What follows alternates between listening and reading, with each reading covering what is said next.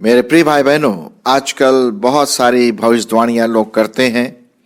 लोग जगह जगह जाते हैं और बड़े बड़े लोगों से, जो बाबा है या पास्टर है या जो भी लोग हैं, उनसे पूछते हैं भाई मैं क्या करूं, आप कुछ भविष्यवाणी करिए या कुछ बताइए मेरे फ्यूचर के जीवन में क्या होगा, भविष्य में क्या है। मुझे बहुत दुख के साथ कहना पड़ता है कि कई लोग भविष्यवाणी के नाम पर झूठी भविष्यवाणी भी करने लगे हैं। हमें परमेश्वर के वचन की ओर ध्यान देना है कि परमेश्वर का वचन क्या कहता है और उसी के आधार पर हमें अपने मसीह जीवन में आगे बढ़ना है। और सबसे बड़ी बात यह है कि हम मनुष्य भविष्य के बारे में नहीं जानते हैं। हाँ, अनलेस परमेश्वर का आत्मा एक विशेष रूप से किसी व्यक्ति से बात करता है परमेश्वर के वचन के आधार पर, तो वो बात अलग है। लेकिन जनरली तो हम देखते हैं, जनरल जो तौर है उसमें ऐसी बातें नहीं पाई जाती है और लोग अपने भविष्य के बारे में बहुत चिंता हो करके जो अभी वर्तमान है उसको भी खो देते हैं। सिर्फ एक ही है जो भविष्य को जानता है, जो इतिहास को जानता है, वर्तमान को जानता है और भविष्य को जानता है, और वो है हमारा जीवित परमेश्वर। उसके अलावा और कोई भविष्य को नहीं जानता, क्योंकि वो परमेश्वर है। वो भविष्य का परमेश्वर है, वर्तमान का परमेश्वर, इतिहास का परमेश्वर है। सो आइए, आज मैं परमेश्वर के वचन से कुछ बातों को आपके सामने रखूंगा, किस प्रकार से परमेश्वर हमारी सब बातों को जानता है। और हमें बहुत होशियार रहना है, मुझे बहुत होशियार रहना है, आप सबों को बहुत होशियार रहना, सतर्क रहना है कि हम ऐसी कुछ बात ना सोचे या ऐसी कुछ बात ना करें जो परमेश्वर की आत्मा को दुखित पहुंचाए। अगर हम पढ़ें यूहन्ना रचित सुसमाचार और उसका 2 अध्याय, वहां पर प्रभु यीशु मसीह ने पानी को दाखरस में बदल दिया और कई लोगों को कई चिन्ह दिखाए, और इसकी वजह से क्या हुआ, लोगों ने विश्वास किया। मैं आपके लिए पढ़ूंगा इसी से संबंधित कि लोगों ने विश्वास किया, जहां तक दिखावे की बात है, लेकिन परमेश्वर उनके मन को जांचता था और वो उन पर बिल्कुल भरोसा नहीं किया।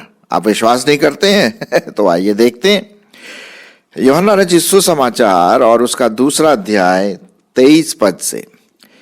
जब वह यरूशलेम में फसह के समय पर्व में था, तो बहुतों ने उन चिन्हों को जो वह दिखाता था देखकर उसके नाम पर क्या किया, विश्वास किया।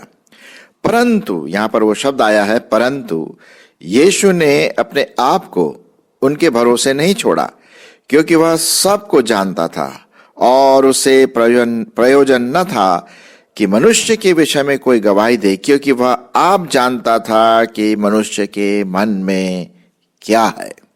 जी हाँ, परमेश्वर प्रभु यीशु मसीह हमारे मन के अंदर क्या है वो जानता है। जी हाँ, और मैं सामने वाले बैठे व्यक्ति के बारे में नहीं समझ सकता कि भाई उसके मन में क्या है। मैं अपने मन के बारे में जानता हूं कि मैं क्या सोचता हूं, मैं क्या सोचती हूं, लेकिन परमेश्वर हर एक के मन को जांचता है, टटोलता है और देखता है कि उसमें कुछ ऐसी बात तो नहीं है। कुछ पदों को मैं आपके सामने रखूंगा, इससे ये साबित होता है कि परमेश्वर हमारे मन को जांचता है, देखता है, तौलता है और उसके अनुसार हमें प्रतिफल भी देगा। नीति वचन और उसका 15वां अध्याय 3 पद, नीति वचन उसका 15वां अध्याय और 3 पद में क्या लिखा हुआ है, आइए पढ़ें। यहोवा की आंखें सब स्थानों में लगी रहती है, वह बुरे भले दोनों को देखती रहती है। यहोवा की आंखें सब स्थानों में लगी रहती है, वह बुरे भले दोनों को देखती रहती है। क्या हम परमेश्वर से कुछ छुपा सकते हैं? जी नहीं, बिल्कुल भी नहीं, क्योंकि परमेश्वर होने के नाते वो सर्वव्यापी है, सर्वज्ञानी है, सर्वशक्तिमान है। मैं अभी यहाँ बैठा हूँ, मुझे नहीं पता दिल्ली में क्या हो रहा है, क्योंकि मैं इस सिटी में बैठा हूँ, यहाँ से 300 किलोमीटर दूर है दिल्ली। लेकिन परमेश्वर जानता है कि दिल्ली में क्या हो रहा है, कौन लोग हैं, क्या उनके मन में विचार हैं। दिल्ली की बात छोड़िए, पूरी दुनिया में क्या हो रहा है परमेश्वर सब जानता है, क्योंकि वो परमेश्वर है। अब कभी आपने, मैं ऐसे ही पूछ रहा हूं, कभी आपने अपने सिर के बाल गिले हैं? भाई साहब मैंने तो बहुत कोशिश की और कुछ समय के बाद मैंने बोला मैं तो पागल हो जाऊंगा, गिनते गिनते इतने बाल हैं। परमेश्वर का वचन कहता है कि प्रभु परमेश्वर आपके सिर के बालों को भी जानता है कि कितने हैं। नहीं विश्वास होता? आइए देख लेते हैं परमेश्वर का वचन। मत्ती और उसका 10वां अध्याय, मत्ती उसका 10वां अध्याय और उसका 29 और 30 पद पढ़ेंगे। मत्ती उसका 10वां अध्याय 29 और 30। क्या पैसे में 2 गौरैये नहीं बिकती? फिर भी तुम्हारे पिता की इच्छा के बिना उनमें से एक भी भूमि पर नहीं गिर सकती। कहने का मतलब परमेश्वर की इच्छा, उसके नॉलेज के बिना ये एक गौरिया ऐसे ही नहीं गिर जाएगी। फिर लिखा हुआ तुम्हारे सिर के बाल भी सब गिने हुए हैं। परमेश्वर सब जानता है। हाँ? अरे साहब बाल की बात तो छोड़िए, वो हमारे मन को भी जांचता है, जो कि हमारे अंदर व्यक्तित्व में, हमारे शरीर में है, हमारे दिमाग में है कि हम क्या सोच रहे हैं। अभी हम क्या सोच रहे हैं, हमारा दिमाग कहाँ है। उदाहरण के रूप में कभी कभी जब हम चर्च जाते हैं, और कभी कभी क्या, हमें तो हर समय जाना चाहिए चर्च में जाते हैं तो गीत गाते हैं, वचन सुनने की कोशिश करते हैं, लेकिन हमारा ध्यान कहीं और रहता है, कुछ दूसरी बातों में रहता है, या हम कभी मोबाइल से खेलते रहते हैं पीछे बैठ के। अरे भाई मेरी बहन होशियार रहिए, परमेश्वर है, वो ठट्ठों में नहीं उड़ाया जाता, और इसलिए हमें उसका भय मानना है, क्योंकि वो सब जानता है कि हम क्या कर रहे हैं, क्या सोच रहे हैं, क्या हमारे विचारधाराएं हैं। इसीलिए हमें बहुत होशियार रहना है। अब ले लीजिए भजन संहिता, एक बहुत अच्छा परमेश्वर के वचन में से हम पढ़ेंगे भजन संहिता और उसका 139, भजन संहिता उसका 139 और 1 से 10 पद मैं आपके लिए पढ़ूंगा। बहुत अच्छा ये वचन है जो हमें बहुत इनकरेज करता है, उत्साहित करता है। आइए पढ़ेंगे। हे यहोवा, तूने मुझे जांच कर जान लिया, तू मेरा उठना बैठना जानता है और मेरे विचारों को भी दूर ही से समझ लेता है। मेरे चलने और लेटने की तू भली भांति छानबीन करता है। छानबीन करता हमारा परमेश्वर। भैया कैसे हो तुम, क्या विचारधाराएं हैं, और मेरी पूरी चाल चलन का भेद भी जानता है। परमेश्वर से हम कुछ नहीं छुपा सकते मेरे मित्रों, नहीं, कुछ भी नहीं। हे यहोवा, 4 पद, मेरे मुंह में से ऐसी कोई बात नहीं जिसे तू पूरी रीति से न जानता हो। तूने मुझे आगे पीछे घेर रखा है और अपना हाथ मुझ पर रखे रहता है। यह ज्ञान मेरे लिए बहुत कठिन है, यह गंभीर और मेरी समझ से बिल्कुल परे है, बाहर है। मैं तेरी आत्मा से भागकर किधर जाऊं या तेरे सामने से किधर भागूं? यदि मैं आकाश में चढ़ूं तो तू वहां है, यदि मैं अपना बिछौना अधोलोक में बिछाऊं तो वहां भी तू है। यदि मैं यदि मैं भोर की किरणों पर चढ़कर समुद्र के पार जा बसूं तो वहां भी तू अपने हाथ से मेरी अगुवाई करेगा और अपने दाहिने हाथ से मुझे पकड़े रहेगा। और यदि मैं कहूं कि अंधकार में, तो मैं छिप जाऊंगा और मेरे चारों ओर का उजाला रात का अंधेरा हो जाएगा, तो भी अंधकार तुझसे न छिपाएगा। रात तो दिन के तुल्य प्रकाश देगी, क्योंकि तेरे लिए अंधियारा और जो उजियाला दोनों क्या है, एक समान है। मेरे मन के स्वामी तू तो है, तू मेरे मन का स्वामी है, तूने मुझे माता के गर्भ में रचा। ये लीजिए साहब, परमेश्वर का वचन कहता है कि जब हम मां के पेट में थे तभी से परमेश्वर हमें जानता है, और उससे पहले भी जानता होगा, आई एम श्योर, कि हमारे एक एक नसें, एक एक खून का कतरा, एक एक शरीर का वो अंग जैसे मां के पेट में गर्भ में डेवलप होता है, परमेश्वर जानता, और कोई नहीं जानता। मां भी नहीं जानती थी। आजकल तो खैर बड़ा एक्सरे वगैरह ले लेते हैं तो थोड़ा बहुत पता पड़ जाता है, लेकिन वो मां के पेट के अंदर हर एक चीज जो हम और आप बनते हैं, माँ के घर में परमेश्वर उसे जानता है, हमारे मन को जांचता है, हमारे मन को चेक करता है ना, छानता है। तो हमें बहुत बहुत बहुत सतर्क रहना है मेरे मित्रों कि हम क्या सोचते हैं, हमारी विचारधाराएं क्या है, हम अंधकार में अकेले में क्या क्या करते हैं, क्या क्या सोचते हैं। परमेश्वर को सब पता है इसके बारे में। जी हाँ, प्रेरितों के काम और उसका 15वां अध्याय और 8वें पद में भी कुछ इसी प्रकार से लिखा हुआ है। प्रेरितों के काम उसका 15वां अध्याय और 8वां पद। और मन के जांचने वाले परमेश्वर ने, ये देखिए साहब, ये जो फ्रेज इस्तेमाल किया है, मन के जांचने वाले परमेश्वर ने उनको भी हमारे समान पवित्र आत्मा देकर उनकी गवाही दी है। परमेश्वर हमारे मन को तौलता है, हमारे मन को जांचता है। जी हाँ, और ये अति आवश्यक है कि हम अपने मन की रखवाली करें। Guard our mind, guard our thoughts. जी हाँ, ये बहुत जरूरी है।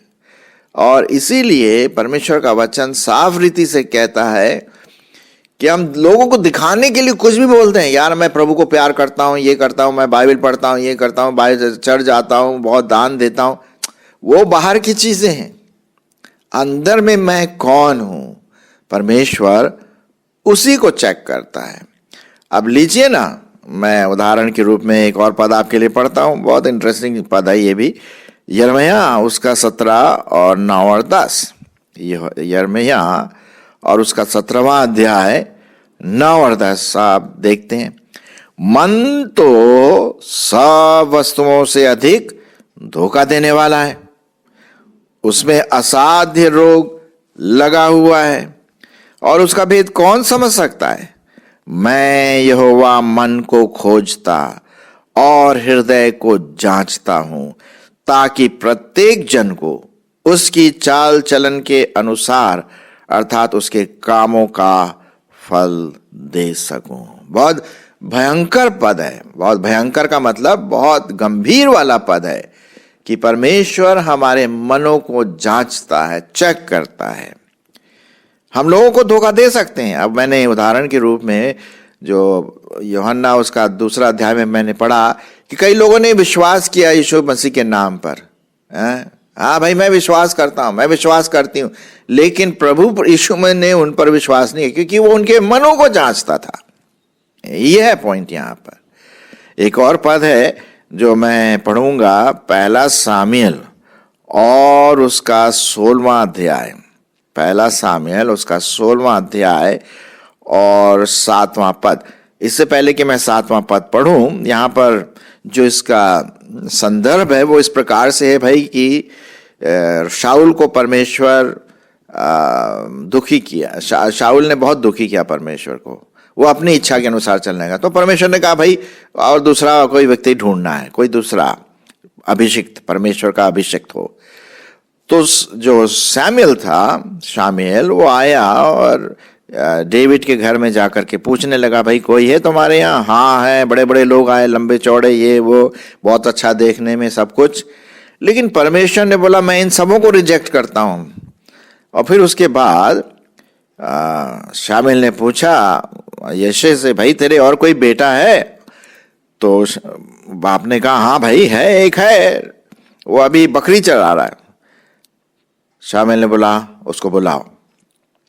और जब शामुएल के सामने दाऊद आया तो ये क्या लिखा हुआ है सुनिए। परमेश्वर के वचन में बहुत इंटरेस्टिंग चीज लिखा हुआ है परमेश्वर के वचन में कि जब शामुएल के सामने दाऊद आया तो वो बिल्कुल लाली सा था, जवान था और खूबसूरत भी था शायद, और जवान।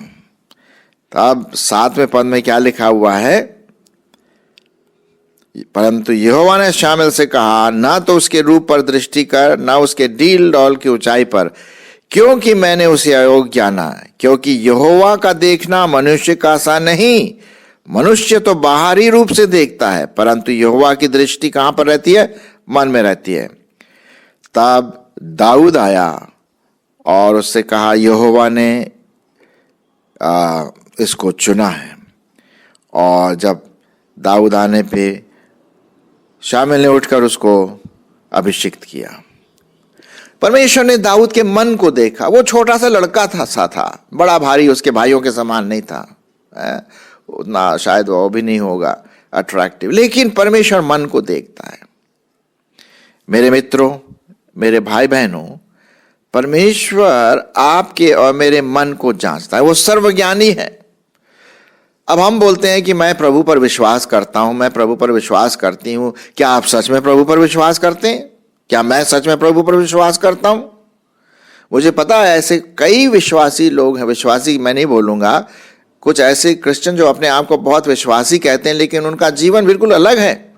उन्होंने मन से प्रभु को कभी नहीं जाना और बड़े बड़े ओहदे में रहते हैं, इधर उधर खूब लोगों की ग्रीटिंग्स लेकर के घूमते फिरते रहते हैं और लोगों का नमन वगैरह रिसीव करते हैं, लेकिन परमेश्वर से दूर हैं।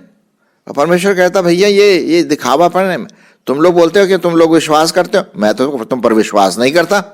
जी हाँ, क्योंकि परमेश्वर मन को जांचता है और यही बात है जो परमेश्वर के वचन में साफ रीति से लिखा हुआ है। मैं आपके लिए सबोपदेशक का भाग पढ़ूंगा, सबोपदेशक। और देखते हैं सबोपदेशक कहाँ गया। इक्लेसियास्टिस और उसका 12वां अध्याय और उसका 13 और 14 पद मैं आपके लिए पढ़ूंगा। 12 से मैं पढ़ूंगा।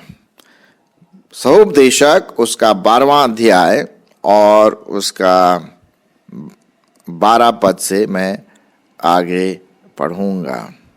एक्चुअली जो 12वां अध्याय है वो जो व्यक्ति की, मनुष्य की जब मौत होती है तो क्या क्या उसके जीवन में होता है वो उसके बारे में वर्णन दिया है। मैं उसके बारे में अभी नहीं बोलूँगा, लेकिन इतना ज़रूर यहाँ पर लिखा हुआ है 7वें पद में, जब मिट्टी ज्यों की त्यों मिट्टी में मिल जाएगी और आत्मा परमेश्वर के पास जिसे उसने दिया था लौट जाएगी। उपदेशक जो बुद्धिमान था वह प्रजा को ज्ञान भी सिखाता रहा और ध्यान लगाकर और पूछ पाछ करके बहुत से नीति वचन क्रम से रखता था। उपदेशक ने मन भावने शब्द खोजे और सिधाई से ये सच्ची बातें लिख दी। बुद्धिमानों के वचन पैनों के नहीं होते हैं और सभाओं के प्रधानों के वचन गाड़ी हुई कीलों के समान है, क्योंकि एक ही चरवाहे की ओर से मिलते हैं। अब 12वां पद सुनिए। हे मेरे पुत्र, इन्हीं में चौकसी रख, चौकसी सीख। बहुत पुस्तकों की रचना का अंत नहीं होता और बहुत पढ़ना देह को थका भी देता है। सब कुछ सुना गया। अंत की बात यह है कि परमेश्वर का भय मान और उसकी आज्ञाओं का पालन कर, क्योंकि मनुष्य का सारा कर्तव्य यही है। क्योंकि परमेश्वर, ये 14 पद थोड़ा सा गंभीर है, आप सुनिए। क्योंकि परमेश्वर सब कामों और सब गुप्त बातों का न्याय करेगा, चाहे वे भली हो या बुरी हो, उसका न्याय करेगा। क्यों? क्योंकि परमेश्वर सब बातों को जानता है। जी हाँ, हम उसको धोखा नहीं दे सकते हैं, हम परमेश्वर को धोखा नहीं दे सकते हैं। और इसीलिए ये 13वां पद बहुत इंपॉर्टेंट। सब कुछ सुना गया। आपने कितने मैसेजेस सुने हैं? बहुत ढेर सारे मैसेजेस सुने होंगे, है कि नहीं? और किताबें भी पढ़ी होंगी और आपने भी, मैंने भी ढेर सारे मैसेज दिए हैं परमेश्वर के वचन में। लेकिन अंत की बात यह है कि परमेश्वर का भय मान, क्योंकि वही है। The fear of the Lord is the beginning of wisdom. परमेश्वर का भय मानना ही बुद्धि का क्या है? आरंभ है, क्योंकि वो हमारे मन को जांचता है। हमारे बाहरी देख रेख या बोल चाल को नहीं देखता, बाहरी व्यवहारों को नहीं देख करके अंदर की बात को देखता है, क्योंकि अंदर से ये बातें आती हैं। सो परमेश्वर का भय मान और उसकी आज्ञाओं का क्या कर? पालन कर, क्योंकि मनुष्य का संपूर्ण कर्तव्य है। क्योंकि परमेश्वर सब कामों और सब गुप्त बातों का, चाहे वे भली हो या बुरी, उन सबों का वो न्याय करेगा। सो मेरे मित्रों, मेरे भाई बहनों, आइए हम अपने मन की रखवाली करें, क्योंकि परमेश्वर सर्वज्ञानी है, हम उसको धोखा नहीं दे सकते। क्या हमारा मन परमेश्वर के समीप, परमेश्वर के सामने शुद्ध है? क्या हमारा विवेक शुद्ध है, क्लियर कॉन्शियंस? क्या हमारा मन साफ है परमेश्वर के प्रति? और अगर वो है तो फिर बाकी चीजें अपने आप ठीक होती रहेंगी। लेकिन अगर हमारा मन ठीक नहीं है परमेश्वर के प्रति, क्योंकि परमेश्वर हमारे मन को जांचता है, और वो अगर ठीक नहीं पाता है तो हमारे लिए बैड न्यूज़ है। तो ये बहुत खरी खरी बात परमेश्वर के सामने, वचन के सामने लिखा हुआ है। आपको और मुझको बहुत होशियार रहना है कि हम अपने मन की रखवाली करें, मन को जांचे, देखें कि हमारा मन बिल्कुल फुल ऑफ इंटीग्रिटी है कि नहीं, और सच्चाई से भरा है कि नहीं, विश्वास योग्य है कि नहीं। हम मनुष्यों को प्रसन्न करने वाले नहीं, परमेश्वर को प्रसन्न करने वाले बने, और उसका भय माने और उसकी आज्ञाओं का पालन करें, तभी परमेश्वर हमें आशीष देगा। नहीं तो साहब, हम अपना रिवॉर्ड, जो परमेश्वर हमें प्रतिफल देना मांगता है, वो हमें शायद ना मिले उसके वचन के आधार पर। तो आइए आज हम ये सीखें कि मैं अपने मन की रखवाली करूंगा, मैं अपने मन की रखवाली करूंगी, परमेश्वर के वचन से अपने मन को भरूंगी, उसकी आज्ञाओं पर चलूंगा, उसका मैं भय मानूंगी, तब परमेश्वर हमें आशीष देगा। परमेश्वर आपकी इसमें अगुवाई करे।